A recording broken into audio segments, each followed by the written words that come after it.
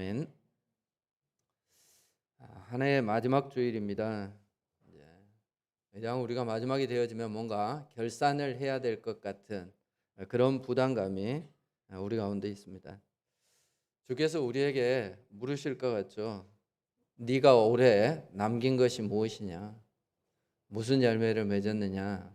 이렇게 물으시면 우리가 말이죠. 뭔가 크고 좋은 열매를 하나님께 드려야 될 것 같습니다. 어떻습니까? 여러분은 올 한 해 무슨 열매를 하나님께 드릴 수 있으시겠습니까? 많은 사람들은 크고 많은 것, 이런 것들이 더 큰 가치를 가지고 있다, 이렇게 생각합니다.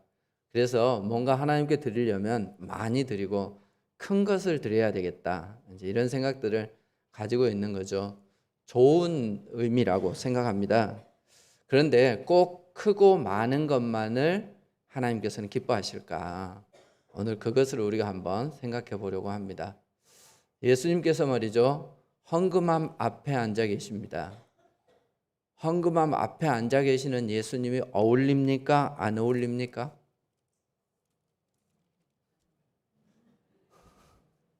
제가 헌금함 앞에 이렇게 탁 앉아 있으면서 들어오면서 헌금할 때마다 저분이 많이 하나 작게 하나, 여기 보면 헌금함에 돈 넣는 것을 보실 때 이 표현이 있는데, 이 본다라는 표현이 슬쩍 본다 이게 아니라 자세히 뚫어지게 보는 것을 말해요. 예수님이 말이죠, 뚫어지게 쳐다보고 있습니다. 네 얼마나 보자. 예전에 헌금함이 이렇게 돌아갈 때 저는 그게 참 좋다고 생각합니다. 그래서 앞으로는 우리 교회도 헌금함을 이렇게 돌리는 게 좋겠다, 이런 생각이 들어요. 왜냐하면 헌금을 해볼 때 이렇게 통 집어넣는 거하고 헌금함에 이렇게 넣을 때하고 좀 마음이 다른 것 같아요. 그래서 우리가 하나님 앞에 드린다, 이런 개념을 생각하면 이렇게 헌금 바구니가 돌 때 넣는 것도 우리가 어떤 그 형식에서 갖는 의미가 있겠다, 이제 이런 생각이 들기도 합니다. 그런데 우리 시골 교회는 헌금함이 이렇게 돌았어요. 다 그런 거 경험해 보셨죠?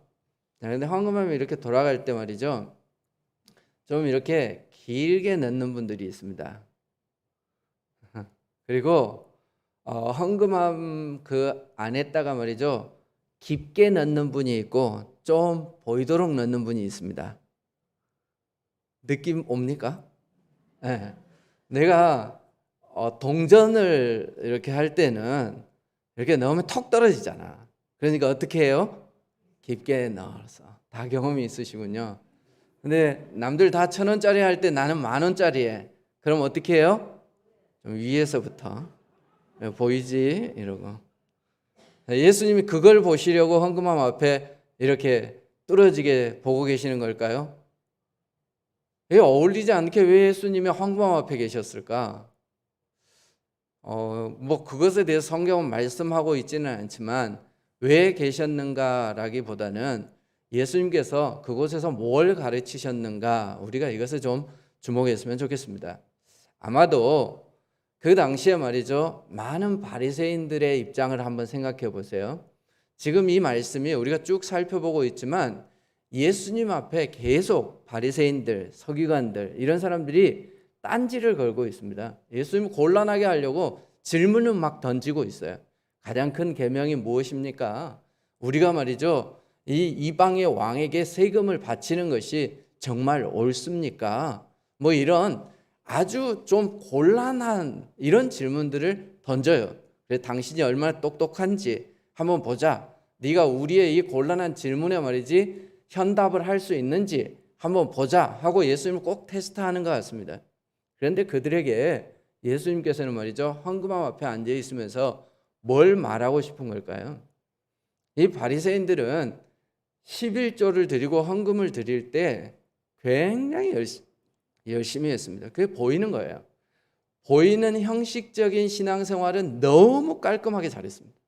그들이 11조를 드릴 때 심지어는 말이죠, 시금치 뿌리 10개 소득을 얻었으면 그 중에 한 뿌리를 드릴 정도로 철저하게 드렸습니다.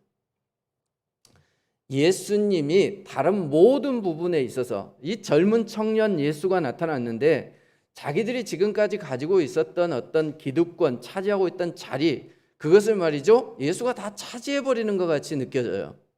인기가 그쪽으로 쏠린단 말이에요. 뿐만 아니라 자기들이 생각해도 자기들은 일으키지 못하는 기적을 예수님이 막 일으켜요. 병든 사람이 오면 말이죠, 이렇게 세우죠. 귀신 들린 사람이 오면 쫓아내죠. 심지어는 예수님 말하지도 않았는데 말이죠, 귀신 들린 사람들이 와가지고 예수님 앞에 벌벌 떨죠. 그러니까 이게 뭐 비교가 잘 안 돼. 근데 비교할 만한 게 있는 거야. 뭐 했을까요? 이 사람들이 헌금은 많이 했을 거예요. 한번 생각해 보세요. 예수님이 헌금을 많이 했을 것 같아요? 아니면은 바리새인들이 많이 했을 것 같아요? 모르시겠어요? 예수님은 말이죠, 여우도 굴이 있고 공중에 나는 새들도 지 보금자리가 있는데 인자 나는 머리 둘 것이 없다, 이렇게 말씀하셨어요. 어디 갔으면 말이죠, 성전세를 내야 되는데 낼 게 없어서 베드로 보고, 야 저기 가서 말이지 고기 하나 잡으면 그 잡은 첫 고기 입 열어봐. 거기에 보면 동전이 있을 거야. 그건 네 거하고 나 거하고 그거 내라, 이럴 정도였어요. 그러니까 예수님 11조 많이 냈을까요? 조금 냈을까요? 그랬을 것 같아요. 그러니까 이 사람들이 예수님 앞에 한번 해볼 만한 게 있는 거야. 기적으로는 안 돼, 능력으로는 안 돼, 근데 돈으로는 돼. 그러니까 한번 말이지 해보자, 이런 마음이 있었을지 몰라요. 그런 그들에게 예수님이 말씀하고 싶었을 겁니다. 너희들이 11조 얼마나 했니? 그것 때문에 하나님께서 너희들을 인정해 주실 것 같아? 헌금의 액수가 중요한 게 아니라고 하는 것. 그렇다면 말이죠, 그걸 더 확장해서 생각하면 내가 얼마나 큰 일을 행했는가. 나는 우리 교회를 지었어. 내가 우리 교회를 지을 때 말이지 땅을 다 하나님 앞에 드렸어. 이런 거. 좀 더 나아가면 말이죠, 올해 내가 전도를 10명을 했어, 20명을 했어, 이런 것. 그런 것에 대해서 하나님께서 너가 크구나, 이렇게 인정해 주실까요? 네, 사람이 생각하고 있는, 보통 사람들이 매기고 있는 그 가치들, 그리고 실제적으로 통용되어져 있는 어떤 실물 가치들, 이것을 하나님께서도 그대로 인정해 주실까요? 아니면 그 속에 담겨져 있는 의미의 가치를 하나님께서는 다르게 평가하실까요? 그래, 그런 거 있잖아요. 우리가 면접을 보러 가요. 뭐 취직을 하거나 학교에 들어가기 위해서 우리가 면접을 보러 가잖아요. 면접을 보러 가기 전에 면접자들이 준비해야 될 게 있습니다. 뭐냐? 그 회사가 무엇을 가치 있게 여기는가를 알고 가야 되는 거예요. 거기는 지금 실무자를 필요로 해요. 지금 당장 일에 투입할 사람을 필요로 해. 그랬는데 자기의 비전만 제시하는 사람이 있다면요, 는 비전은 좋은지 몰라도 일이 안 돼서 안 되겠다, 탈락인 거예요. 하지만 말이죠, 그런 회사가 있을 수 있습니다. 일이야 시간이 지나면 능숙해진다. 하지만 자세는 그렇지 않다. 그러니까 네가 됨됨이가 되어 있는지, 그런 어떤 자세가 되어 있는지, 성품이 되어 있는지, 이걸 보는 회사가 있을 수 있어요. 근데 가가지고 말이죠, 거기서 잔뜩 자기의 능력이나 보여주고 말이지, 자기의 스펙이나 자랑을 하고, 그럼 그 사람은 탈락이죠. 자, 하나님 나라에서도 마찬가지예요. 우리가 한 해 이제 지났습니다. 하나님께서 한번 내놔봐라, 올해 뭐 했니? 하고 말씀하실 때 우리가 내놓는 게 어쩌면 하나님께서는 전혀 가치 없이 생각하는 걸 우리는 내놓을지 몰라요. 이렇게 큰 걸 제가 했어요 라고 얘기하는데 아무것도 아닌 것 취급받을 수 있어요. 그런데 말이죠, 우리가 보기엔 내 스스로 생각할 때도 너무너무 부끄럽습니다, 이렇게 작은 것밖에 없어요 라고 하는데, 예수님이 말씀하신 것처럼 한 가난한 과부입니다. 과부도 부자가 있어요. 그런데 이 과부는 가난해요. 근데 이 가난한 과부가 바친 2렙돈, 한 고드란트, 가장 작은 화폐의 단위예요. 그거 드렸어요. 그랬는데 예수님께서는 이 여자가 가장 많이 바쳤다라고 얘기합니다. 그 이유가 뭐예요? 그는 소유의 전부, 생활비 전부를 하나님께 바쳤다는 겁니다. 그러니까 예수님께서 가치 있게 생각하는 건 뭡니까? 프로테이지예요, 프로테이지. 내가 가진 것 중에 얼마를 하나님께 바쳤느냐 하는 거예요. 100을 가지고 있는 사람이 1을 바쳤느냐, 아니면 1만 가지고 있는 사람이 1 전부를 바쳤느냐, 이걸 보는 거죠. 여기에서 예수님이 말씀하시는 건 그냥 전부라는 이 단어밖에 없습니다. 전부. 부자 청년이 예수님께 찾아왔어요. 내가 예수님 제자 되고 싶어요. 그런데 말이죠, 예수님께서 그럼 네 소유 전부를 팔아버리고 나를 따르라. 근데 그는 고민하면서 돌아갔습니다. 전부를 바칠 만한 자세가 없었던 거예요. 그 준비가 안 돼 있었어요. 근데 이 여인은 말이죠, 예수님이 바쳐라 이렇게 말씀하시지도 않았어요. 그런데 그는 누가 말하지도 않았는데 자기의 이름을 내고 싶었던 것도 아니에요. 그냥 자기가 가지고 있는 걸 전부 하나님께 바치고 싶었던 거죠. 전부 드렸습니다. 자, 그럼 이제 여기에서 우리가 고민이 생긴단 말이에요. 하나님 앞에 내가 전부 드릴 수 있을까? 어떠세요? 여러분 전부 드릴 수 있습니까? 삭개오는 말이죠, 예수님이 부르실 때에 자기가 지금까지 훔쳐 먹었던 거 다 갚겠습니다 이렇게 얘기했어요. 레위는 말이죠, 그 어떻게 보면 죄악의 현장이죠. 세관에 앉아 있다가 말이죠, 예수님 부르니까 그 털털 털고 전부 내려놓고 예수님을 따르는 제자가 되어졌습니다.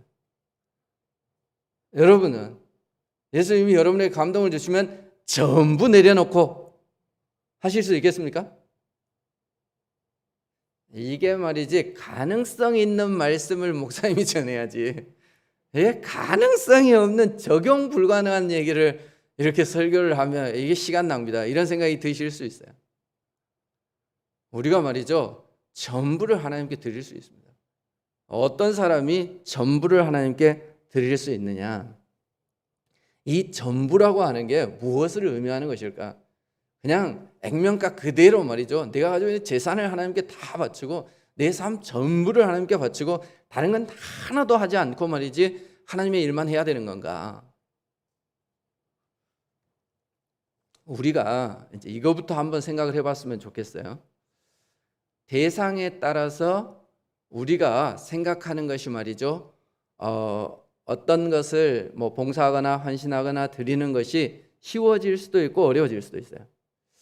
지나가는데 구걸을 하는 사람이 있어요. 그 사람이 오늘 제가 밥을 안 먹었는데 저 좀 도와주세요 이렇게 해요. 자, 그럼 여러분 얼마를 주고 와요? 지금까지 주신 것 중에 가장 큰 돈 한번 생각해 봐요.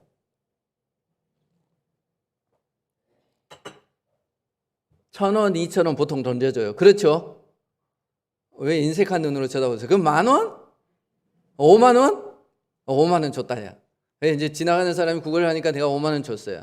자, 50,000원 줬으면 보통 사람들이 많이 줬다고 해요? 적게 줬다고 해요? 많이 줬다고. 조금씩 주는구만. 그래 이제 우리가 많이 줬다. 50,000원 줬으면 많이 줬다 이래. 근데 내 아들이 와서 얘기를 해요. 아버지, 야 날씨가 갑자기 추워지네요. 제가요 두꺼운 옷이 없는데 옷 하나 사주세요. 갔어요. 얼마예요? 60만 원. 60만 원은 아니에요? 70만 원? 너무 많아? 30만 원. 30만 원 사줬어요. 30만 원 사주면서 아빠가 어떤 마음이 들어요? 아까워 죽겠네. 이런 마음이 들지요? 내가 돈이 있었으면 저 녀석 300만 원짜리 사줄 건데 이런 마음이 들어요. 대상이 다른 거죠. 5만 원보다 30만 원이 분명히 커요. 그리고 그것이 나를 위해 쓴 게 아니고 둘 다 남을 위해서 썼어요. 그런데 노숙자한테 말이죠, 구걸하는 사람한테 주면서는 5만 원이 아깝다는 느낌 들고 크다는 생각이 들어요. 그런데 내가 사랑하는 내 아들한테 30만 원 주면서 아깝지 않아요. 더 주고 싶다 이런 마음이 드는 거지. 하나님이 내게 어떤 분인가? 부모들이 말이죠, 자식을 위해서 어때요? 내가 전부를 다 줘도 아깝지 않다. 근데 자식들은 부모를 위해서 똑같은 마음을 가지고 있잖아. 그렇죠? 여러분 부모님을 위해서 전부를 드려도 아깝지 않죠? 아닌가 봐. 그렇단 말이에요. 우리가 어떻게 생각하느냐에 따라서 전부를 주고도 아깝지 않는 존재가 있을 수 있습니다. 그러면 하나님이 내 마음에 어느 정도 자리를 차지하고 있는가 하는 것을 생각해 보세요. 이 여인에게 말이죠, 하나님은 전부였던 것이죠. 그분에게 말이죠, 모든 것을 다 드려도 아깝지 않는 거죠. 10억을 가지고 있는 사람이 10억을 전부 내놓는 게 쉬울까요? 아니면 20만 원밖에 없는 사람이 20만 원 전부를 내놓는 게 쉬울까요? 뭐가 쉬울 것 같아요?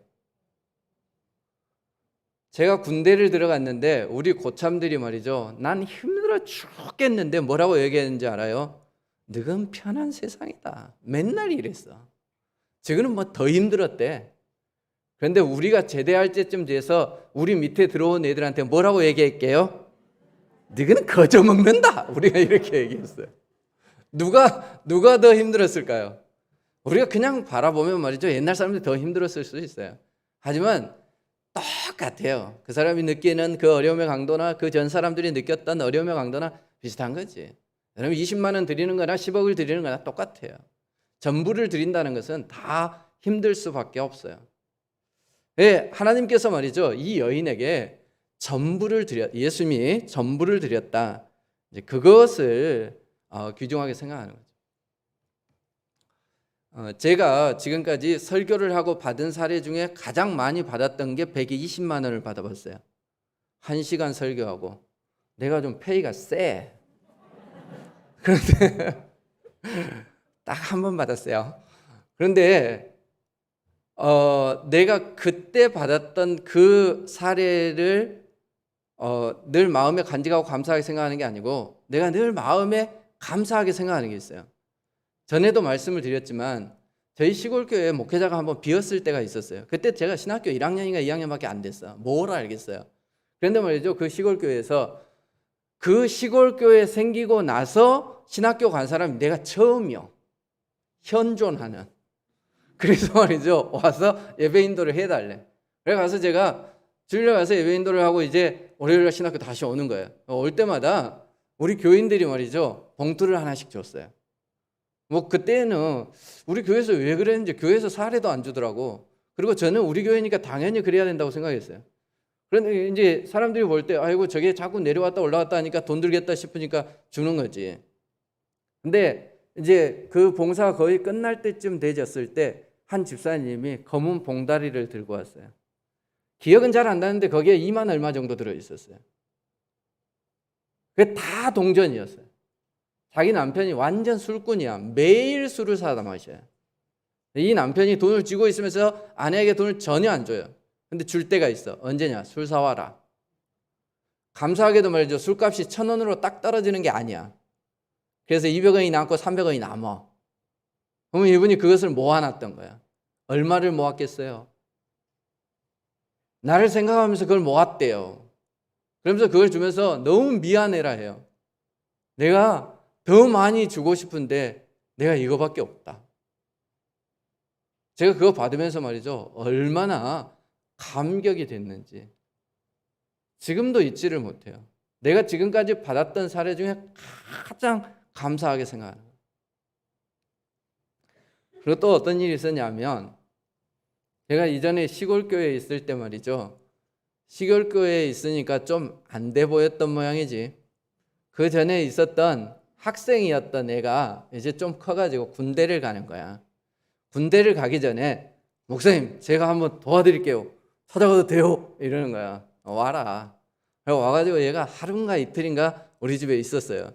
근데 이 녀석이 야리야리하게 생겼어. 남자가. 이게 군대 가서 뭘 해먹겠나 이런 생각이 드는 거지. 그래서 말이죠. 그때 5월달이나 한 6월달이나 됐는지 잘 모르겠습니다. 일부러 제가 말이죠. 야 옥상에 평상 만들어야 되는데 같이 만들자. 이래가지고 걔하고 같이 평상을 만들었어요. 톱을 주면서 썰어봐라. 얘가 썰고 말이죠. 못을 주면서 모질해봐라. 이래 했는데 못해. 막 삐딱삐딱하고 막 힘들어. 막 이러고 막 이래. 근데 이제 얘가 한 이틀 같이 있다가 말이죠. 갔어요. 이제 군대 간다고 자기 집으로 갔는데 가고 나서 제가 서재에 들렸는데 제 성경책 안에 말이죠. 이게 들려 있었어요. 성경책을 딱 넣었는데 뭐 봉투가 하나 있어.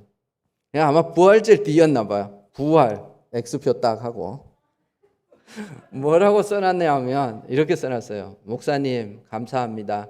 신세만 지고 많이 도와드리지 못해서 죄송합니다. 많은 걸 보고 배운 좋은 시간이었습니다.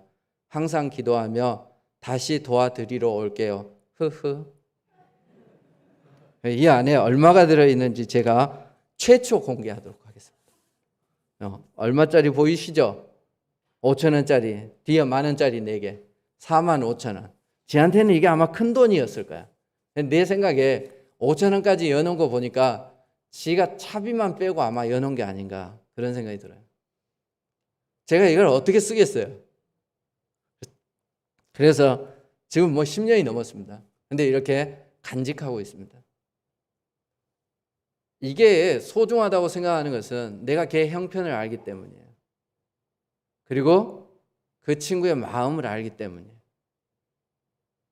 예수님께서 말이죠, 많은 사람이 지나가는데 그 가난한 과부가 드린 그것을 보고 크다고 얘기하실 수 있었던 것은 예수님은 그 여자의 형편을 아시는 거예요. 예수님은 그 여자의 마음을 알고 계시는 거죠. 그래서 그 여자가 드린 것이 얼마나 소중하고 가치 있는가 하는 것을 아는 겁니다. 예수님은 큰 것을 좋아하시는 분이 아니에요. 예수님은 우리의 마음을 원하시는 겁니다.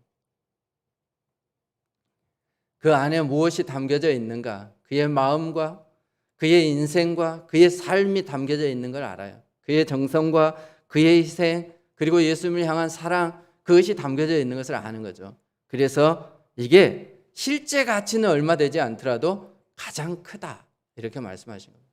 그렇다면 우리 모두가 하나님 앞에 가장 큰 걸 드릴 수 있습니다. 남들보다 말이지 내가 못 드린다고 비굴하게 생각할 필요도, 부끄럽게 생각할 필요도 없습니다. 내가 적은 액수를 드린다 할지라도 거기에 내 마음이 담겨진 크기가 크다면 하나님께서는 그것을 이해해 주시는 분이죠. 그런데 바리새인들은, 서기관들은 그들은 많은 것을, 당시에 말이죠, 존경받는 이 종교 지도자들은 자기들이 최고의 것을 드린다고 생각했어요.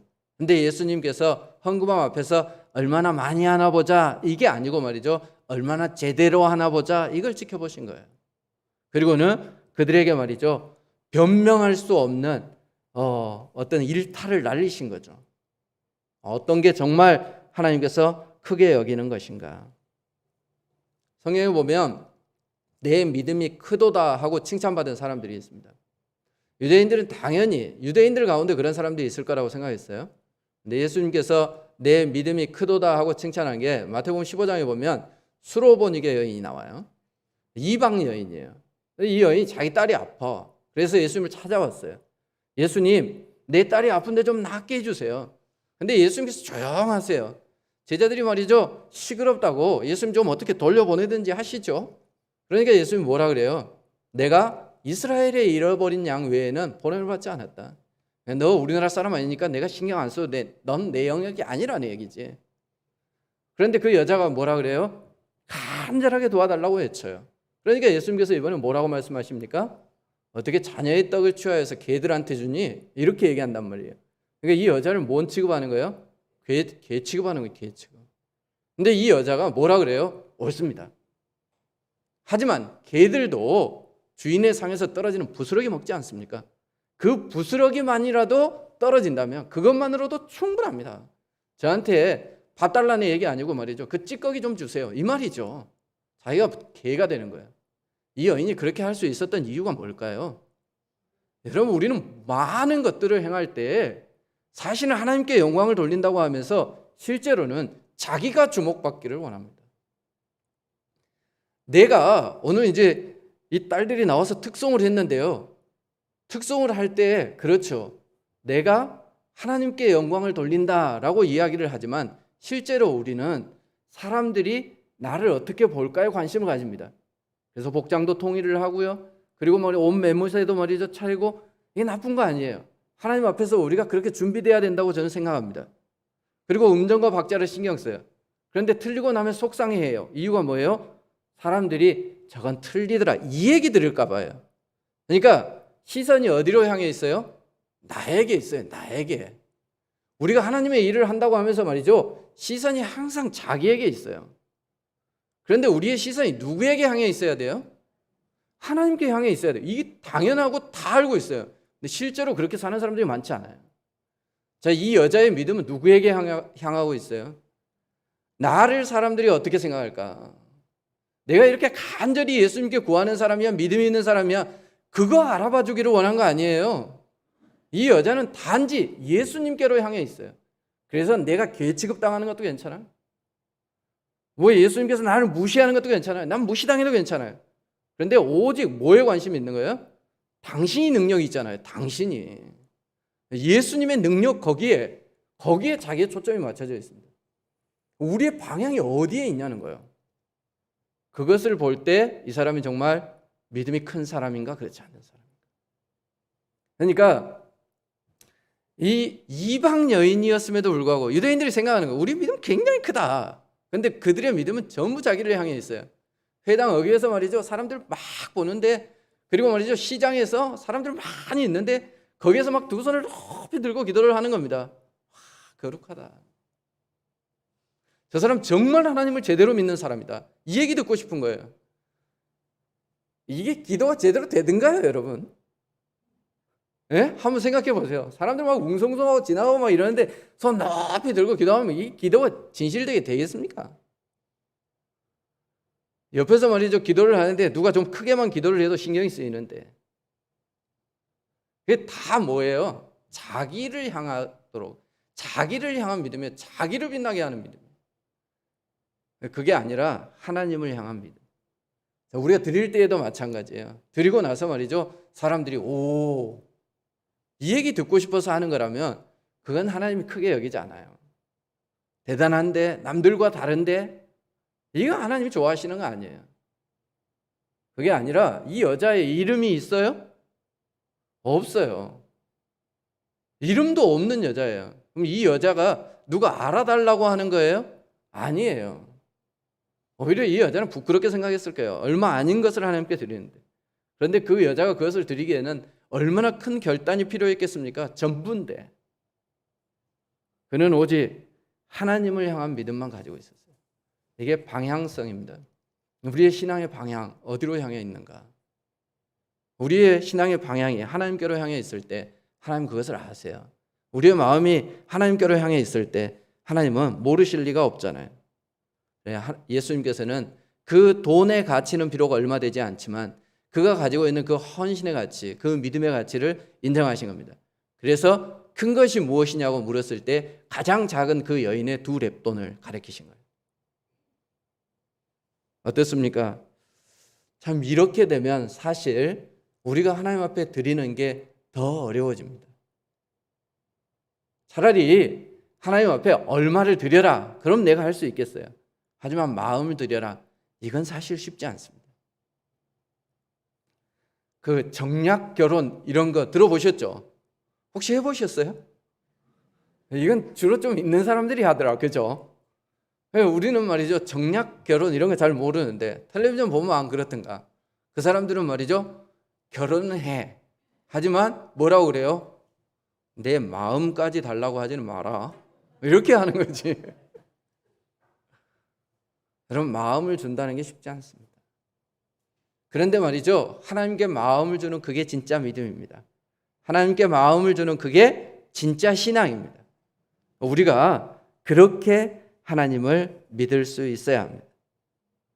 자식을 사랑하는 부모가 돈을 보지 않고 말이죠. 자식을 바라보는 것처럼 우리가 나를 바라보지 아니하고 오직 은혜를 주신 하나님만을 바라보는 그것을 하나님께서는 네가 크다라고 인정해 주는 믿음, 그것으로 인정해 주시는 것입니다. 어떤 이들은 말이죠. 재산을 하나님께 드립니다. 하지만 하나님께서 정말 원하시는 것은 하나님은 우리를 원하시는 겁니다. 마음이 담긴 내 자신을 하나님 받기를 원하세요. 자, 그런데 그럼 하나님은 너무하시네. 우리한테 전부 달라고 하고 왜 맨날 달라고만 하시나? 그런데 하나님 먼저 우리에게 주셨어요. 여러분 가운데 여러분이 가지고 있는, 내가 가지고 있는 환경이나 내가 가지고 있는 신체적인 특징이나 능력 그 가운데 마음에 드는 게 있습니까? 우리 막내가 그러는데 대한민국 남자의 80%는 말이죠. 착각을 하고 있대요. 어떤 착각을 하고 있는지 아세요? 자기가 잘생겼다고 착각한다네. 남자들이 손을 얹고 한번 생각해 보세요. 내가 좀 잘생겼다 이렇게 생각하죠. 80%가 그렇대. 여자들의 80%는 착각을 하고 있대요. 어떻게 착각하는지 아세요? 내가 뚱뚱하다 그렇게 착각한다네. 그래, 사람들이 말이죠, 다 잘난 구석이 있어요. 근데 그 잘난 구석에 자기가 끼친 영향력이 얼마나 되는지 생각해 보세요. 내가 좀 똑똑합니까? 똑똑하게 태어난 거지 뭐. 내가 똑똑하게 나를 만들었어요. 내가 노력하는 인간입니까?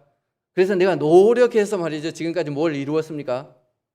그 노력하는 성향을 하나님께서 주신 거예요. 그러니까 아무나 노력이 되는 게 아니에요. 노력하는 성향을 가지고 태어난 거예요. 네, 어제도 말씀드렸지만 사람 다 한계가 있습니다. 한계는 말이죠, 극복될 수 없는 거예요. 하나님은 우리에게 그렇게 생명을 허락해 주시고 모든 것을 다 허락해 주셨어요. 근데 그것만 주시고도 부족하셨던 모양이죠. 하나님께서 우리에게 주신 또 다른 것이 있습니다. 그게 뭡니까?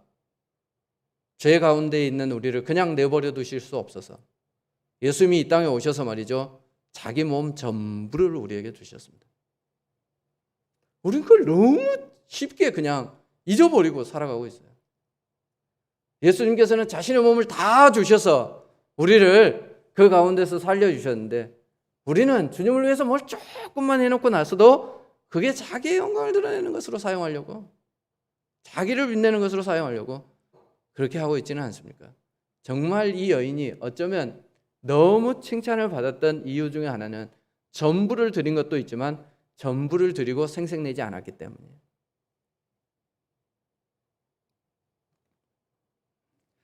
사랑하면 그럴 수 있습니다. 우리의 마음이 내가 헌신하고 내가 사랑을 드리는 그 대상에게 온전히 우리의 마음이 가 있으면 우리가 올인할 수 있습니다. 전부를 드릴 수 있습니다. 오헬리의 크리스마스 선물, 여러분 아시죠? 사랑하는 두 부부가 있습니다. 그런데 말이죠, 남편의 그 시계, 손목 시계에 줄이 없어. 근데 가난해서 줄을 못 사주는 거야. 이게 늘 아내의 마음에 걸려. 아내가 말이죠, 금빛 아름다운 머릿결을 가지고 있어요. 거기에 어울리는 머리핀 하나를 꽂아주고 싶은 게 남편의 마음이야. 가난해서 그게 안 돼. 그래서 말이죠, 크리스마스가 다가오는데 결정을 한 거예요. 남편이 이거 말이죠, 줄도 없는 이 시계 이게 뭐하냐, 이거 팔아가지고 내 아내 머리핀 사줘야 되겠다 결단하고 머리핀을 샀습니다. 아내가 말이죠, 자기의 그 아름다운 머릿결을 잘라서 팝니다. 그래서 내 남편 시계줄 사줘야 되겠다. 둘이 들고 와서 선물 주는 거예요. 시계줄을 줬는데 시계 대가리가 없네. 머리핀을 줬는데 꽂을 머리카락이 없네. 근데 그게 얼마나 아름다워요. 그들의 마음이 담겨 있는 겁니다. 하나님께서는 그 남편과 아내보다 말이죠, 마음을 더 잘 아세요. 그래, 우리가 우리의 모든 것을 하나님께 드릴 때 하나님께서 기뻐하십니다. 왜냐하면 그 드리는 마음을 알기 때문에 그래요. 하나님은 우리를 사랑해 보셨잖아요. 예수님은 우리에게 전부 그분의 몸을 주셔 보셨잖아요. 그게 얼마나 가치 있는지 아는 겁니다. 구제하는 사람이 매년 늘 구제를 하는 이유는 뭘까요? 구제하는 기쁨을 알기 때문에 그러는 거예요. 그렇지 않으면 어떻게 그게 하겠어요? 의무감에서 한다면 못하는 거예요. 교회에서 헌신할 때도 마찬가지예요. 우리가 예배할 때도 마찬가지예요. 예배가 지겹고 힘든 이유는 뭐예요? 예배의 가치를 모르기 때문에 그래요. 하지만 예배가 얼마나 가치 있는 것을, 그 은혜를 말이죠, 받아본 사람은 거기에 대한 사모함이 있기 때문에 늘 그 사모함으로 그 자리에 참여하게 되어지는 거죠. 우리를 사랑해 보신 그분은 말이죠, 사랑하는 것이 무엇인지 알아요. 우리에게 마음을 줘보신 그분은 말이죠, 마음을 받는 게 무엇인지 아시는 겁니다.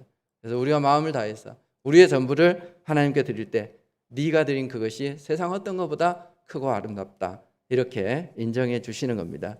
여러분이 그런 사랑과 헌신을 하나님께 드리시기 바랍니다. 드린다라는 이 말에 다른 의미가 있다면 그것은 믿는다 혹은 맡긴다, 그런 의미를 내포하고 있다고 생각되어집니다.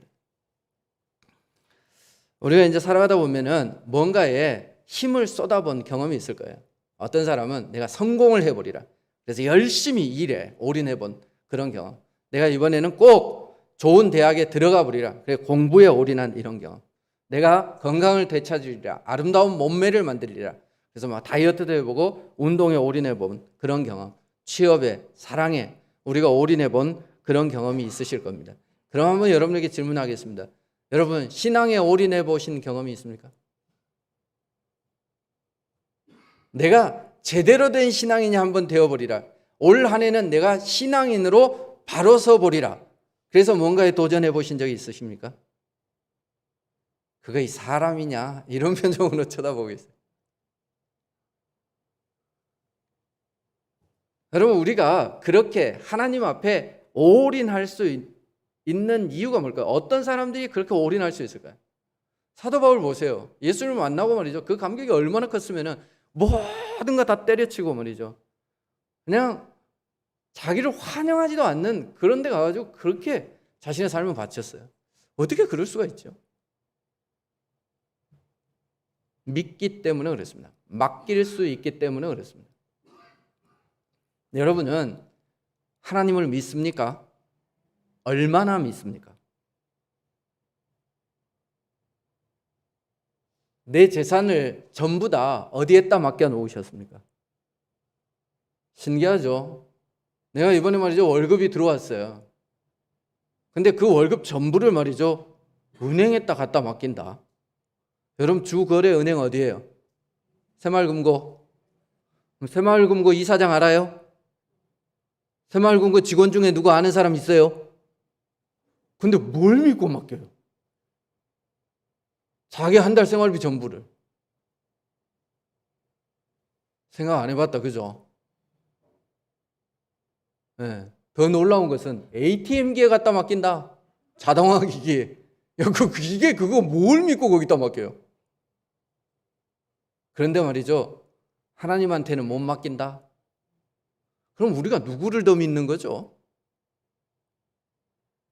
우리가 왜 올인하지 못하고 전부를 드리지 못해요? 불확실한 미래 때문입니다. 내가 이걸 다 드리고 나면 내가 어떻게 살아? 이것 때문에 우리는 하나님 앞에 전부를 드릴 수 없어요. 그러니까 우리는 미래를 계획하면서 그렇게 살아가는 그런 존재들입니다. 그러니까 내 미래가 말이죠, 불확실할 때 불안감을 가지는 거죠. 그러니까 그 일에 뛰어들지 않는 것입니다. 우리가 하나님을 믿는다고 하는데 사실은 우리가 하나님을 잘 못 믿는 거죠. 하나님이 나에게 전부 주셨다고 믿는데 사실 입술로는 그렇게 고백하는데 실제로는 그렇게 못 믿는 거죠. 그런데 우리가 전부 하나님 앞에 올인할 수 있는 사람은 어떤 사람이에요? 채워주신 것을 믿는 사람. 나를 위해서 몸을 전부를 바치신 예수 그리스도를 믿는 사람. 그리고 앞으로도 채워주실 것을 믿는 사람. 그런 사람은 그렇게 할 수 있습니다. 이스라엘 백성들은 첫 이삭을 하나님 앞에 드렸습니다. 처음껏 얼마나 소중해요. 얼마나 기다렸겠어요. 그런데 그것을 하나님께 드립니다. 무엇을 믿기에요? 이 다음 것을 나에게 더 많이 채워줄 것을 믿기에 그렇게 할 수 있는.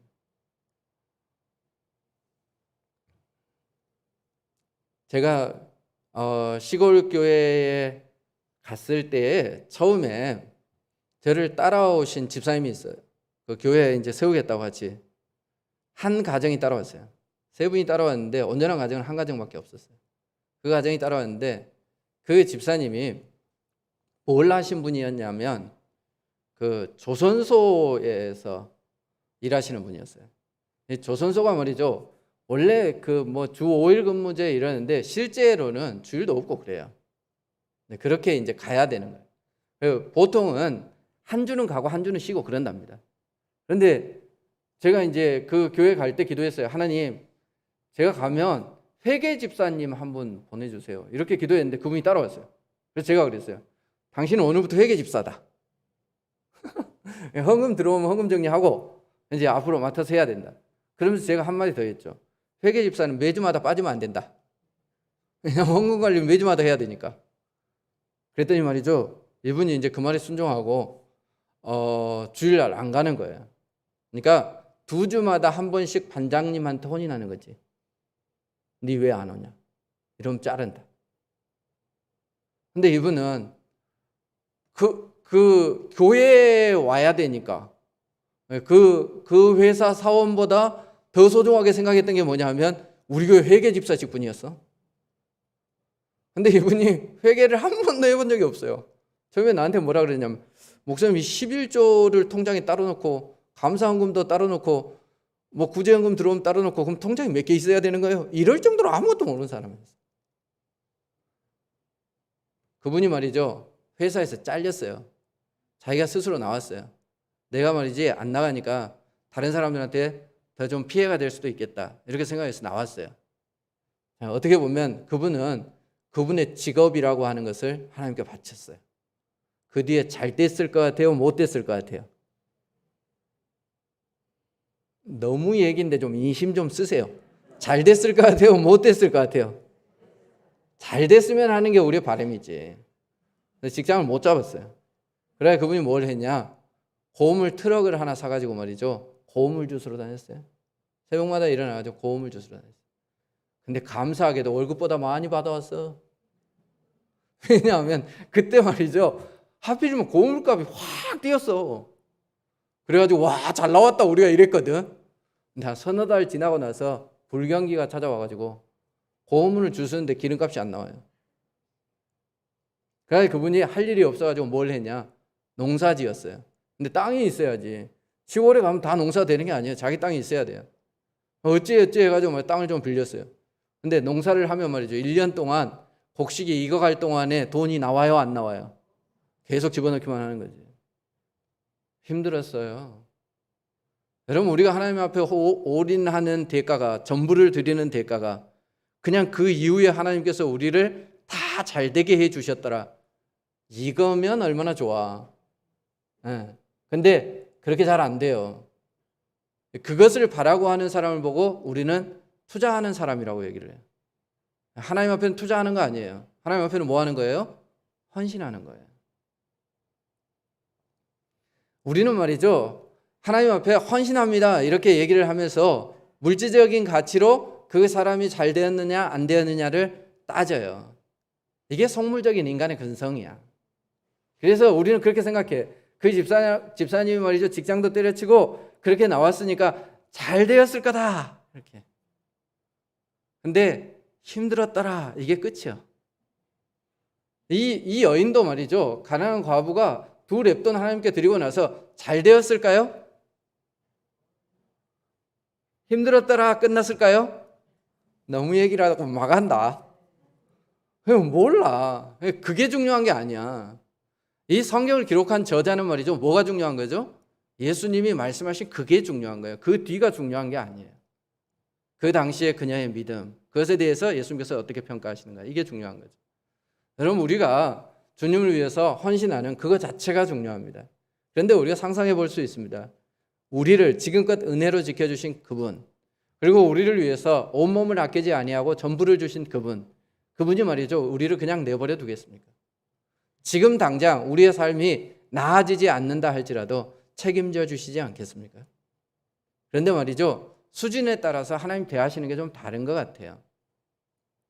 보세요, 내가 좀 신앙의 수준이 낮아, 아직 초보자야. 그럼 눈에 보이는 게 있어야 되는 거예요. 그래서 내가 하나님 앞에 헌금을 10만 원을 했어. 그런데 말이지 일이 잘 돼가지고 100만 원이 들어왔어. 그러면 하나님의 은혜다, 그렇게 우리가 얘기할 수 있어요. 그런 사람에게는 하나님 그렇게 역사하실 거라고 저는 믿어요. 그런데 말이죠, 좀 더 수준이 있는 사람이 있어요. 어떤 사람이냐? 사도 바울 같은 사람이에요. 그 사람은 어떻게 했어요? 자기가 지금껏 가지고 있었던 사회적 지위, 그가 가지고 있던 어떤 지적 수준, 이런 거 다 내려놨어요. 그리고 말이죠, 거지 털털이 같이 그렇게 예수님을 위해서, 복음을 증거하기 위해서 전 세계를 돌아다녔어요. 그 대가가 뭐였어요? 가는 곳마다 환영받았죠? 당신 참 똑똑하네, 그리고 인정받았죠? 아니에요. 고린도후서 11장을 보세요. 거기에 보면 말이죠, 그가 얼마나 많은 고난을 당했는가 나와 있어요. 그 사람들이 박해하는 것은 그렇다 손쳐. 그러면 말이죠, 하나님이 주장할 수 있는 게 있어요. 어떤 거예요? 자연을 지배할 수 있잖아. 그러면 말이죠, 배 타고 가면 풍랑 안 만나야 되잖아. 그런데 그런 위험을 만났어요. 그럼 하나님이 말이지 엘리야처럼 말이지 까마귀 보내가지고 좀 먹을 것도 주고 그러면 얼마나 좋아? 배고픔. 그러니까 굉장히 많은 어려움을 당했어요. 그런데 말이죠, 12장에 넘어가면은 사도 바울은 뭐라고 고백하냐면, 내가 약한 그때 하나님이 강함이라. 그러면서 하나님께서 말씀하신 내가 너에게 준 은혜가 네게 족하다, 이것을 그는 붙잡고 살아갔습니다. 뭔 은혜야 그게, 뭔 은혜. 가난하고 두드러 맞고 이게 무슨 은혜야. 그런데 하나님은 말이죠, 그것을 내가 너에게 준 은혜다 이렇게 얘기합니다. 그런데 그 은혜를 네게 족하다라고 하는 그것을 말이죠, 바울은 붙잡고 살아가요. 이게 고수 믿음이야. 이게 고수 믿음. 그러니까 우리가 하나님 앞에 전부를 드리고 나서 더 많이 받았더라, 이것은 단순한 믿음이에요. 어떻게 보면 좀 초보적인 믿음이에요. 그게 나쁘다는 건 아니에요. 그렇지만 우리가 좀 더 수준이 있다면 이제는 말이죠, 바리새인들과 똑같은 잣대로 이만큼 바쳤기 때문에 하나님 축복해 주시겠지, 이게 아니라 전부를 드리고 나서도 이름 없이 떠나버리는, 이게 진짜 이게 좀 멋있는 거 아니에요 이게? 이런 신앙이 되어졌으면 좋겠어요. 아멘. 기도하겠습니다.